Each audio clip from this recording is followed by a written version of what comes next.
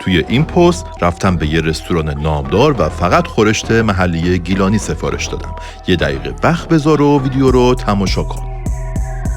رفتم به رشت، جیرده، کیلومتر 1 جاده فومند، رستوران کولمه. رستورانی که برای پذیرایی علاوه بر سالن، خونه محلی و اتاقک، یه فضای زیبا با میزهای دور حوض بزرگ با فواره و ماهی‌های زیبا داره. انواع کباب‌های متداول و خورشت‌های محلی گیلان داخل منو هست و دستتون برای انتخاب غذاهای گیلانی کاملا بازه. اول دوغ پارچی و ماست چکیده و سیر ترشی و بعد غذای اصلی اومد روی میز. چلو گرمج کباب که به ترتیبی که میبینید خیلی محلی طور سرو شده بود. میکس مزه گرم که شامل باقالی خروش، ترش تره و میرزا قاسمی، این 3 خورشت شناسنامه‌دار گیلانی بود و حسن ختام سفارش ها کولیشور سرخ شده. ضمن اینکه باید بگم این رستوران تونست نمره خوب و قابل قبولی ازمون بگیره، نکات ریز